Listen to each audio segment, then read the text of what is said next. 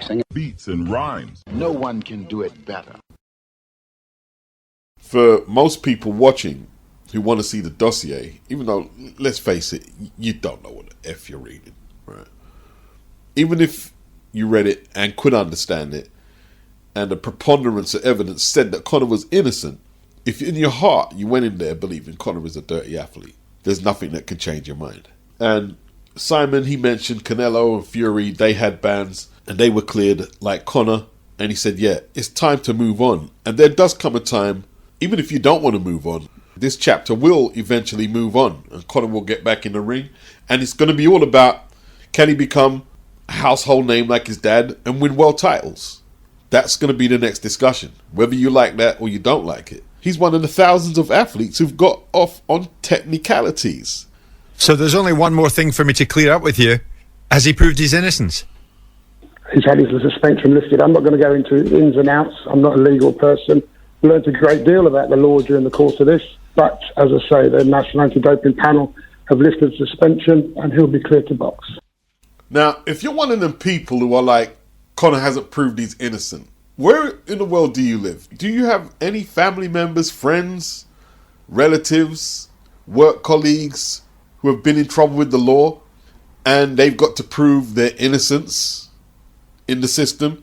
Well, how does it work really for rich, stinking rich, and for dirt poor? Your solicitors and your lawyers, if they can prove your innocence, all well and good. But where they're really skilled is looking for loopholes, plea deals, technicalities. Because if you're just relying on this innocence thing to get you out of jams, it's naive. You got to wise up. And as for you demanding Conor show dossiers or the legal transactions, it's really simplistic, mindless talk right now. The British Boxing Board of Control and UKAD, they're not showing their hands to the media and the public. They're not coming out saying, look, this is what we did because we thought Conor Benn was dirty. No. You heard Robert W. Smith. He said, we learnt a lot about the laws in this case, which means they themselves have to look at reforming the laws, how they're going to operate with all the different agencies around the world if a similar situation comes about. The British Boxing Board of Control, if they want to get hold of something, they need to rewrite their rules so they don't have what seems to be a very poor regime in UKAD that can't do their jobs properly. And now Conor should be allowed to move on. And whether people think that's right or wrong, it's now done. It's a chapter that closed. If Conor wants benediction and wants to say that he's been cleared, I'm sorry, I don't agree with that. He's cleared to fight. That's it. And that's good enough. Law is very technical. And it was summed up with what Simon said there. Depending on what you believe, Conor will say he was cleared, meaning he's innocent. Simon says, no, you're cleared to fight. And his promoter and the zone and the legal team being cleared to fight ultimately is what matters. There's going to be people taking peds and getting busted after this case and after that case. Boxing. Beats and rhymes. No one can do it better. Eubank walks away from big fights when it doesn't make sense. We've seen it with Carmelo, we've seen it with Golovkin. But the reality of this situation is you've got a fighter that's been out 2 years. It's never fought for titles. It's never fought really for 7 figures. It's never fought on a pay-per-view show against someone that has and is and we've been doing it consistently for years. I want to make the fight selfishly as a promoter, of course, but I think on this occasion it's the other side that aren't being sensible about it. And Chris is in a position in life where he doesn't need to do something that's stupid. And if there's an opportunity to fight for a world title, that's the fight that he's instructed to me to make. I'm still hopeful as a promoter that everyone becomes sensible and then the fight happens.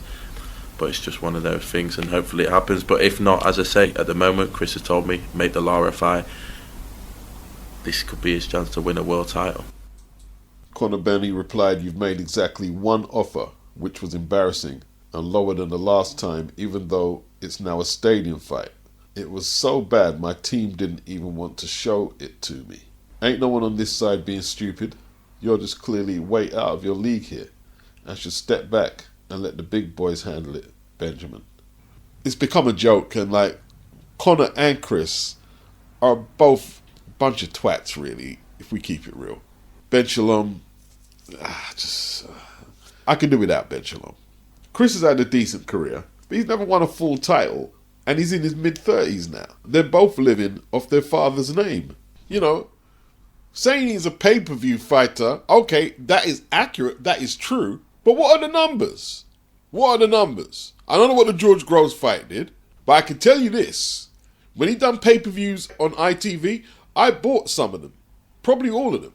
The Arthur Abraham and Reynold Quinlan fights didn't do well. And the James DeGale fight was the final nail in the coffin for ITV and boxing. They dismantled the pay-per-view platform. The Reynold Quinlan fight, 86,000 purchases, leading to a lack of divulging in future figures from the network. It believed subsequent broadcasts failed to set the world alight and haven't been able to compete with Sky Sports box office. 86,000, yeah? Tyson Fury's first fight with Deontay Wilder done 450,000. That's probably BT's best pay-per-view figures, the Fury and Wilder fights. Anthony Joshua was doing how much pay-per-views at this time? Over 1,800,000. So he wasn't even one of the top pay-per-view draws in the country. Yeah? So stop overselling him, Ben Shalom. You can go do the research. Kell Brook against Errol Spence, he did bigger numbers than Chris Eubank ever did on pay-per-view. Even up till 2023. They're saying the Liam Smith fight, the first one, was a flop. He's not a draw like that. The only fight so far where he's had the potential to be a success on pay-per-view is the Conor Benn fight. So all this talk about Chris's pay-per-view history, etc., and whatever purses he's earned previously is only valid in a certain context. Let's keep it real. Without Conor Benn, he can't do no big numbers in the UK trying to sell any fight with a British opponent. His drawing power is limited. He ducked the Canelo fight. Let's keep it real. I believe Conor was willing to concede that Chris can have the diva privileges and come out second like he's a champion of sorts. And the promotion will be billed Eubank versus Benn as opposed to Benn versus Eubank. If they don't make this fight this go around, they should walk away from it. And if they are going to make it, don't make none of the negotiations be privy for public consumption until you've nailed both signatures contracted to fight each other. The messed up thing is when Kelly Salem was negotiating for Eubank, promoting Eubank, there was no issues until the clomiphene story put the fight to rest. It would be Ben Shalom. I mean, it might not even be his fault, but it just would be Ben Shalom. More fights stalled in the UK because of Ben Shalom than any other promoter. Facts. Boxing. Beats and rhymes. No one can do it better. Frank, with the light heavyweight division in terms of Riyadh season, we've seen Bivol had a run out before he's fought Beterbiev. He's fighting Beterbiev again. We've seen Willie Hutchinson, Craig Richards. We've seen Willie Hutchinson, Joshua Buatsi. We're now seeing Buatsi Smith. I don't want to dwell on this situation too much, but obviously with Anthony Yarde and that whole situation, he's missing out on some big paydays, big fights, isn't he? Yeah, I don't want to dwell on it either. It is what it is. We're in the business of making fights for the fighters that work with the team, and that's where we are. So what does Anthony Yarde do next? Ideal scenario for you is to wait for the winner of that one. Whilst waiting for that one, have a fight, take the winner of that one, the winner of that then gets a world title shot. That would be the ideal. There you go. But then who do I fight while I wait? That's what I'm saying. You need someone that's going to be competitive. Dan Aziz, but come on, he's just come off 2 losses. I understand your point, but I think Lyndon Arthur is still, on paper, a more entertaining build-up and fight. Yeah, Lyndon Arthur, Liam Cameron, both good options. Although Liam Cameron is with Frank Warren, so I don't know if that's going to be an issue. If it's going to be on Saudi, Frank Warren won't make it an issue. If requested by the GEA, he'll just make the fight. And Yarde, still a free agent. If he tried to make that Lyndon Arthur fight with Cali Sowland, it wouldn't be much of an issue. Go over to Channel 5 and get your paper, get your bread. It could even land on DAZN. Excellent fight. It's the rubber match, one apiece. I don't know what's happened. Frank Warren doesn't like Tunde. Yeah? When he speaks about Tunde, he doesn't even reference him by his name. But I've been watching boxing, for at least 43 years as a hardcore boxing fan. So I know a little about Frank Warren. And Frank has seen a lot of fighters come, a lot of fighters go. The only person I've seen Frank upset about, and I can visibly see the upset when he talks about Anthony Yarde. Frank doesn't like losing Anthony Yarde. He doesn't like it. And Frank's got enough money at this stage of his life that he doesn't have to worry about keeping the heating on and feeding his family, etc., etc. Frank is upset because he believes Anthony Yarde is going to miss out on opportunities. That's why Frank Warren is upset. I can see it. I've seen Frank when he's parted ways with loads of fighters. I've seen it. It's very dismissive. It's very water off a duck's back. But not Anthony Yarde. I don't know if it's because they both support Arsenal, but he's had Anthony from the jump. Got 2 world title fights. These two shouldn't be split. That's what my gut is telling me. I could be wrong. They shouldn't be split. But maybe his patience is wearing out. And maybe the industry, their patience is wearing out with Yarde and Tunde right now. Maybe they've developed a reputation, maybe unfairly so, that they're hard to work with. They'll get their shot on Riyadh season eventually.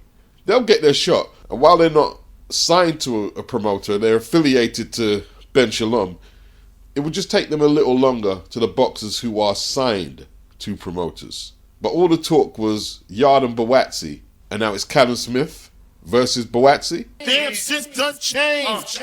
Things done changed. And if there is an opportunity for a certain light heavyweight in Croydon to fight you in a Middle Eastern country, who knows? It could happen. Yeah, we'll see. An option for you. Yeah, definitely it is an option, but I know it's a good division. There's a lot of good fights out there for me, but the way the last year's gone, Buatsi's put himself in a very good position now. He's interim world champion, so he now has something that benefits me. So the fight makes sense for me right now, whether I'm the best option for him or these other options, we'll have to wait and see, but that's a fight that I would like. Just to confirm that obviously we know that fight is far from done. There's just potential talks. Yeah, it's just potential talks. Obviously, I see what you see on social media, and obviously there's talks of a massive show, Feb 22nd in Saudi. I don't think any fights are confirmed. There's talks of a lot of really, really good fights. And if it comes off, I think it's probably the best show we've seen in years. But I will have to wait and see. And I think Eddie said over the next couple of days there'll be a lot of conversations. But no, I'm here for that fight, and especially after tonight, ring rush gone.